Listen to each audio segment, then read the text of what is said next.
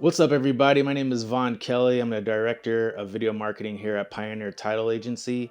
Today, I have probably one of the best mortgage loan officers in the state of Arizona, Tim Regan. Tim Regan has been in the mortgage industry for over 20 years.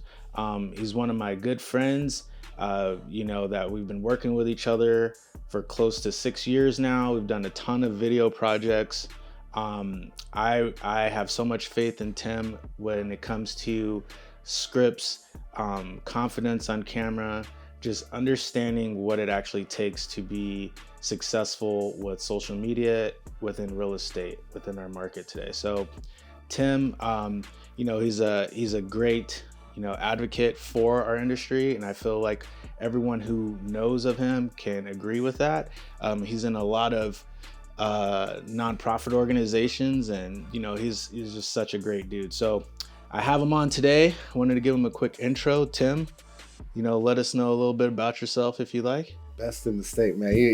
You're really humbling me. I do what I can. I love what I do. I've been doing it for 20-ish years. I don't know what else I would do. I always say when I got into mortgage, I didn't know what it was or how to spell it. And 20 years later, I'm still doing it because I enjoy helping people. I enjoy getting the text at the first Christmas in a house or first Thanksgiving in a house. The text of gratitude, like, thanks for helping make this happen.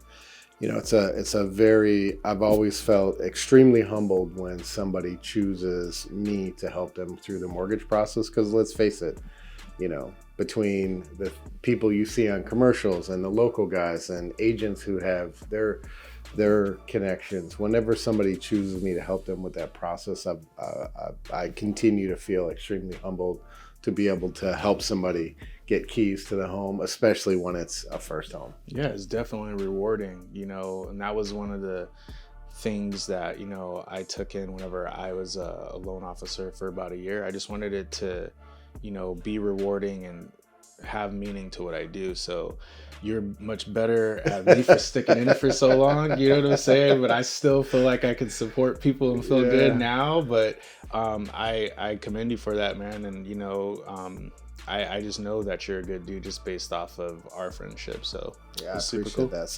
So some might call it the golden handcuffs, even though these last 2 years have been probably the most challenging, just because of interest rate volatility. And normally mortgage and real estate doesn't get a ton of like mass media press, and I think there's been information overload, which has caused a lot of consumers to just doubt their decision-making process.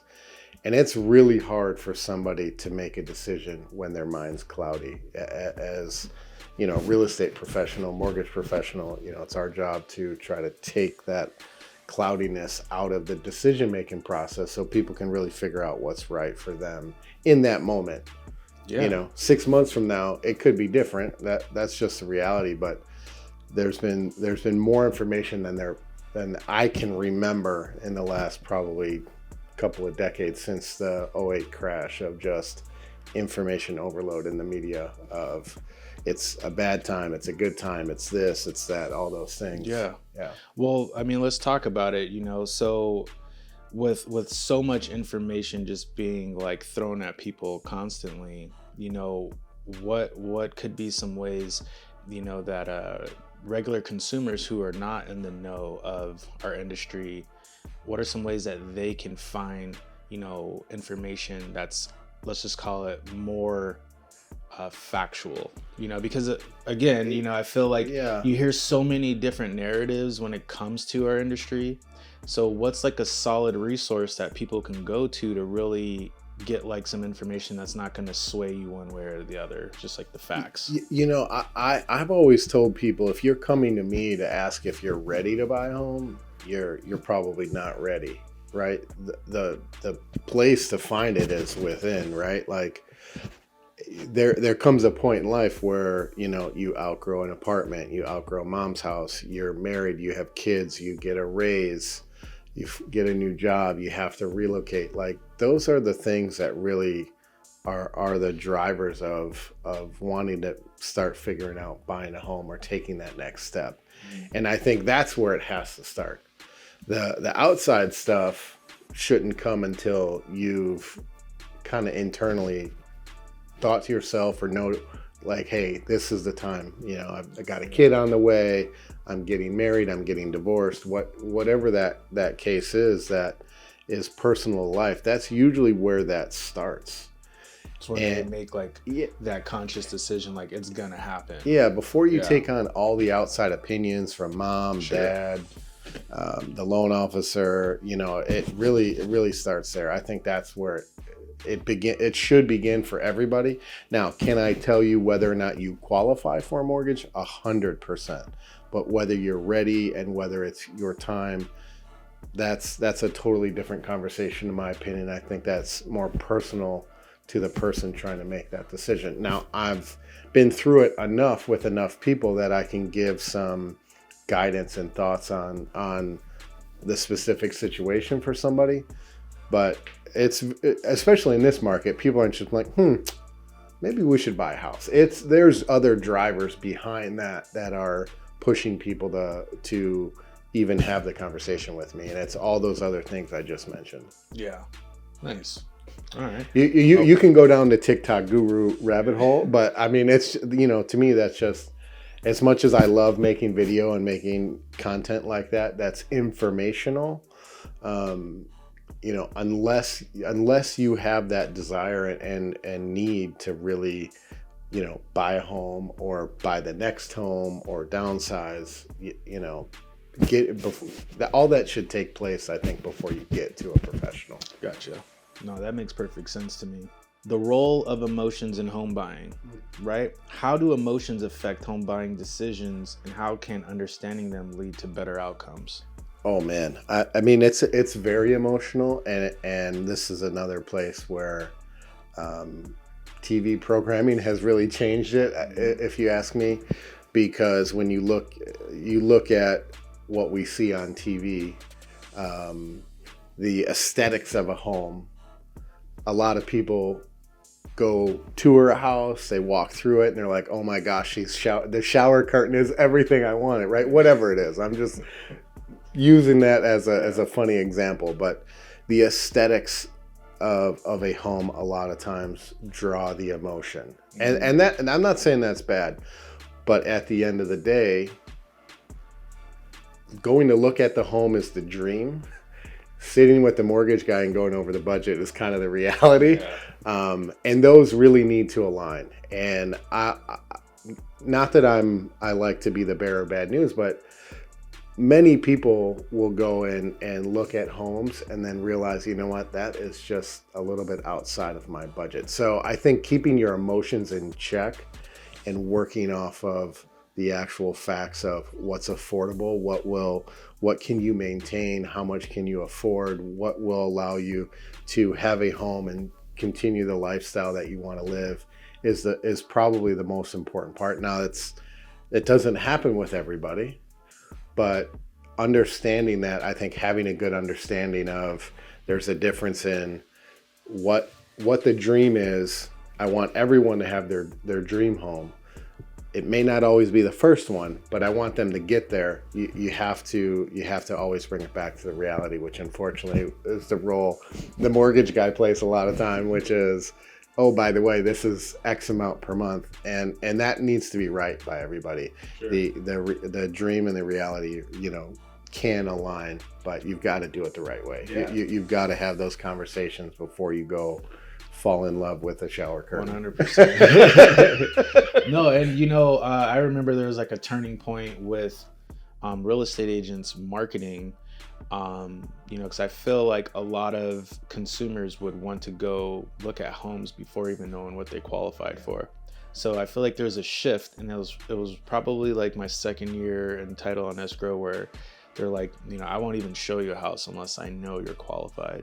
Yeah. You know, which, you know, is kind of, I don't want to say like a very brutal way of saying it, but it's realistic, just like you're saying. Like, why get your hopes up for this amazing home and it's out of your price range, or something that you can't afford, unless you're making all kind of money and you're just like, nah, I get this, like, that's different. But I don't feel like a lot of people are in that position just to just come out and say things like, I can just buy a $900,000 home tomorrow. So, it definitely is, extremely important. I think there's a price point in there where it probably makes sense for sure. But I always tell people to, once we go through a pre-approval and we talk about what they can afford or what they can be approved for, I should say, once we've done that exercise and we do it, I try to do it to a T as much as I can with everybody. And then once they've gone out and toured homes, I always come back and say, okay, now that you've seen how far your dollar's going and what you're assigning a little bit of value in your budget to a home per month, let's reel it back in. Is this still where we want to be? How do you want to change your parameters of what you want to shop? Because there can be a disconnect for sure, like of what you think you want and just saying, hey, I want to go see this, right? And what actually will fit your budget. And realtors have taken enough grief over the last month, so I don't want to pile on, but to some extent, there's some difficulty in that. If you showed everybody a home without a pre-approval, the amount of time it takes to do that, I mean, it adds up. And at the end of the day, you going out and showing somebody a home of someone who can't buy it isn't necessarily helping them. And it's certainly, if you do enough of that, then you can't serve the people you're meant to serve. Sure. So it's a fine line. I've always been a big fan of show everybody at least a house or two, if you can. But I think agents do the best they can to vet who they can spend some time with up front without a pre-qual, and sure, who really kind of needs to have a pre-qual before they go see a house. Because at the end of the day, on the other side of that is somebody who owns a home that has to get out of the home for them to show it. So they have a little bit of more of a background, like you're saying, vetting, and I got you. No, that makes sense. Yeah, it's glad I don't have to do that job. I'm happy to do what I do. Yeah, no kidding. Okay, so what do you think how is technology shaping the mortgage industry, and what emerging trends should borrowers be aware of? Yeah, that's a good one. I mean, technology is constantly changing. Sure. Certainly the elephant in the room is ChatGPT and AI. I think it will continue to play a bigger part in the financial services industry as a whole, for sure. But technology has made it, I'll tell you, it's good and it's bad, in my opinion. Now, this comes from a loan officer who has been doing this 20 years. And for the first decade of my career, I met every single client in person at the kitchen table or maybe a restaurant, but 95% at the house, at the kitchen table. And the connection that's made in someone's home at the kitchen table is very different than the internet lead that comes in, or the person you maybe never get to meet or only meet on Zoom.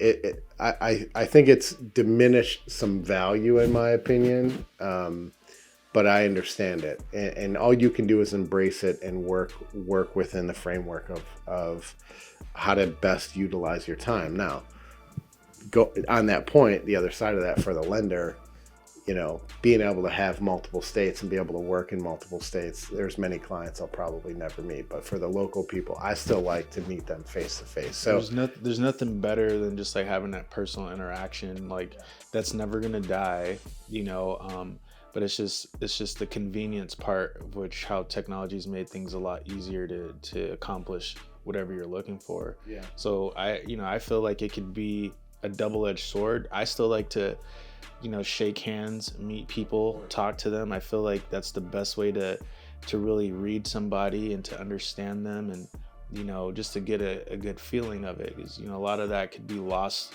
with technology. But yeah, I mean, on the back end, I would say one of the bigger things that we've seen here in the last few years are what we would call a property inspection waiver or an appraisal waiver, where there's more and more data being collected on homes and the value of homes. And when we do our mortgage nerd thing and put it into a computer and it says approved or not approved, it is also reading reasonable value for a property. And so I feel like I've had more deals that end up not needing an appraisal because they're being bought or refinanced within reasonable value, and the system saying, "Hey, you're good. We don't need an appraisal on this one."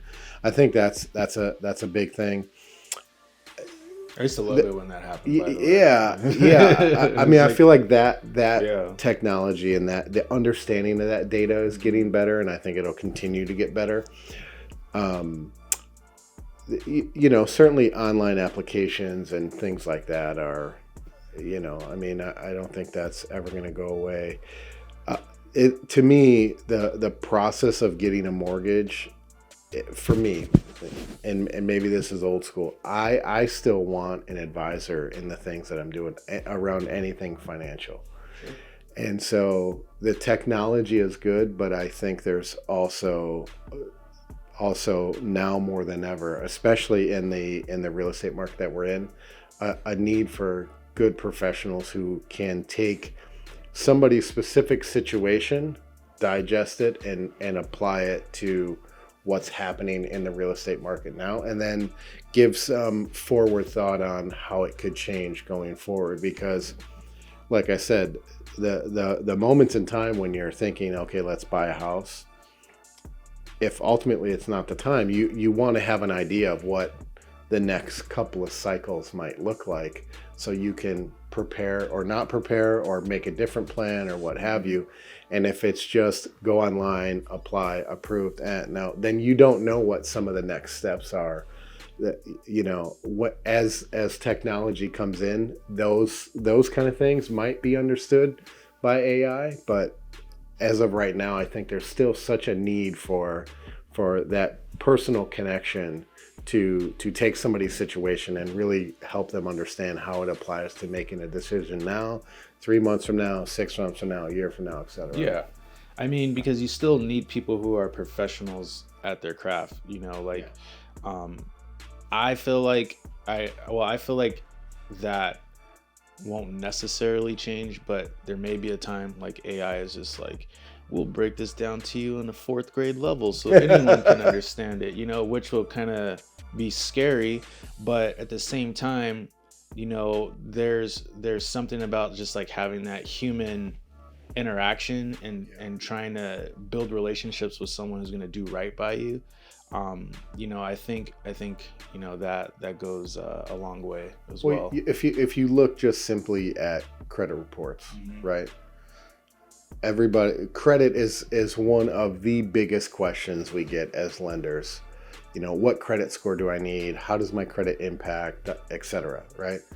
I mean, there are already AI tools that we can tap into, and so it's the tools, but also the person understanding the situation and how to best use that tool to give a client the best possible outcome, right? And so credit reports, I think, is a perfect example of someone who may have less than perfect credit. We have a lot of technology now that we can almost to the penny tell someone, go do X, Y, Z, and your score will go from this to that, right? I mean, I think that's a powerful tool, and understanding that and how to use it and apply it to someone's situation. It's life-changing. Yeah, 100% it can be. It could be the difference of getting approved or not getting approved. It could be the difference of, a higher rate versus a lower rate, or higher cost versus lower cost. I mean, it can make a huge difference for sure. Yeah, no, I 100% agree. I don't think that technology was out when I was lending, but after speaking with you and a couple other loan officers, they have the ability to speak with people, and if they're not quite ready, that technology can help groom them, getting them into the right credit score range to get qualified, like you're saying. So it's like, how else would you be able to do that in any other time? Like, you literally just would have to say, okay, well, if you get all your credit card utilization under 10%, I think we might be in a good situation, but we'd have to circle back with you. But this credit system is able to monitor, and kind of, like you said, to the penny and keep it accurate. Like, I think that's super dope. All right, so let's piggyback off of the credit talk that we have. I have a question in regards to that. So what factors affect credit scores, and how do they impact mortgage approval and interest rates? Yeah, so that's a multifaceted question. Credit scores are made up, mainly of payment history. That's the most important factor of credit, on-time payments, and they grade you based on a 24-month period. So if you pay everything on time, 24 out of 24, that's 100%, right? The higher percentage of on-time payments in the last 2 years is the number one factor of a good credit score. Length of credit is another one that's impactful. Second most impactful is definitely credit utilization, the amount you owe versus, how much credit availability you have. Mix of credit, whether it's revolving credit cards, installment loans, like auto loans and mortgages. A mix of credit is definitely important in having a good credit score and new credit. But when it comes to a mortgage, credit is important, but I think I would say it's in the bottom tier of importance from an approvability standpoint. And I say that meaning, if you, not to be too mortgage nerdy here, but if you look at what different loan products will allow for credit score, you look at VA technically does not have a minimum credit score. You could have a 400 credit score, and if the file works and we can get it approved in one way or another, then we can close that loan for that family. FHA, they say down to 500, but you'd have to put a bigger down payment. 580, you can put down a smaller down payment as little as 3.5%. Conventional is typically looked at as 620 or higher. None of those are 800, which everybody is always chasing. How do I get an 800, 850? So credit is important, but you don't necessarily need perfect credit to get approved. Now, I say that the higher credit score you have, the lower fees will be and the better interest rates you have. And that can impact whether you can get approved, or more importantly, how much you can get approved for. Because if you have, a bottom tier credit, you're going to pay a higher rate, which means your buying power comes down, right? Sure. So it's important. I would say it's not the I can, as we just talked about, we can kind of manipulate, and I don't know if that's the right word, but we can work on credit and impact it in a positive way. I can't give you a raise at your job, and I can't put money in your bank for a bigger down payment.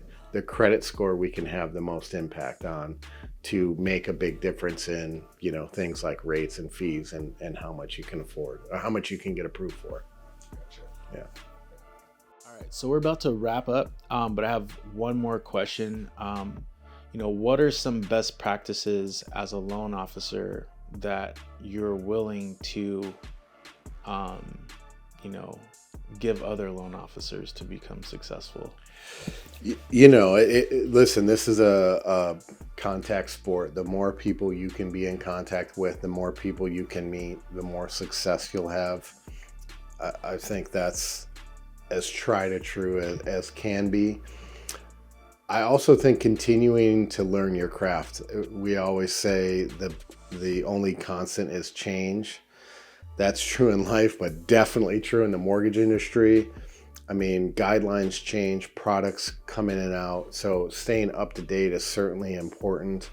Knowing who your audience is too. I think as loan officers, especially on the retail side, when you're trying to do, purchase business, the thought is to, how do I work with everybody? And I don't think working with everybody is necessarily the answer in most cases. I think it's finding who the people are that you will have a good fit with, because I think fit in business is really important.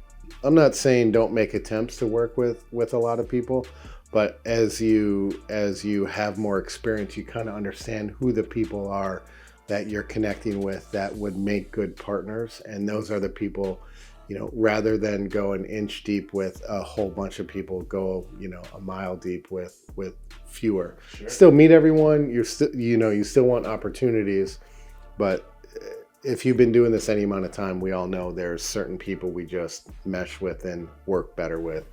And I think finding those people is really important to success. And, let's just be honest. I mean, we're here filming a podcast behind video. I mean, if you're, I preach availability and visibility to agents all the time. My job is to be available as much as I can for you, to answer your questions, to answer your clients' questions, whoever that may be, and visibility, whether it's myself being on video, being on podcasts, being on the radio, which I've done a handful of times. And not only that, but helping agents also get out of their comfort zone, be creative, get on video. Those two characteristics, I think, are probably two of the most important in this day and age, especially right now. It's so important to be in front of the consumer as much as you can, to be educating and come from a place of education as you can. I think those are, I could probably go on and on. Yeah. If you want to be successful, at the end of the day, it's hard work. You either got to work your tail off, or just have the biggest network, which some people do. Like, sure. Some people just come from a great network, and I think success is defined differently from everybody. Some people may want to make $200,000 a year. Some people may want to make $100,000 a year. It's not all monetarily, right? That's a lot. Yeah, success is defined different by everybody. So I think first and foremost, define what that looks like for you, and then attack it and work backwards from there. No, I love it. Those are some gems, and I, when I'm coaching agents, one of my biggest things is understand your audience, like you're saying. I think that's huge, because unlike for me, my audience is real estate agents and mortgage lenders. So I have, bulk load of my followers on social media of agents and lenders. But, if you're a lender, you would want majority of your following just to be regular consumers, friends of friends, people who are not necessarily in the industry. So your content is appealing more towards the consumer and not like competing against other people in the industry. Because like, if I'm a lender looking at you, yeah, it might be kind of cool to take some tidbits from you and repurpose them, but I'm not buying anything from you. I'm not using you. So it's just like, know your audience and then appeal your content to your audience. I think when it comes to content, there's a big feeling of, oh, somebody made that video, I shouldn't make it. And I think it's BS, honestly, because their audience is not your audience, and your personal touch to it will be different, and it will be received differently on the other end. Too frequently when it comes to content, I hear people say, oh, I don't like that, or I don't like the way I sound, or we're giving too much juice. We're giving too much juice. Hold on, we're gonna have some classes coming up. You guys. I know, but give too much juice. I know, but like at the end of the day, it's never about us. It's about the people on the other end who you're trying to get them to stop the scroll and say, "Oh, that's valuable. Let me listen in." And then that's how you create followers and people who interact, and then ideally someone you can serve and help. Yeah, there's nothing wrong with content curation. That's what it is, right? When you're basically consume to create. I say it all the time. It's just repurposing it, putting your spin on it, because like he's saying, you're going to attract people based off of who you are. So it might come out different. Someone else might say, oh, I like the way he said that, and that resonates with me more, and it just makes sense. So there's nothing wrong with that. but just to be consistent in doing it is what the key is, you know, is like you said, to always be in front of people, staying top of mind as much as you possibly can. So, okay, with that being said, thank you, Tim, for joining Pioneers of Disruption. Definitely appreciate you giving us your knowledge in this real estate market. I always look forward to the content you produce. If you guys are wanting to know more about Tim and following him on his journey, give him a follow at Tim Knows Loans on all platforms. Perfect. Yes. And drop a comment below. Let us know who the next disruptor we should interview. Take care.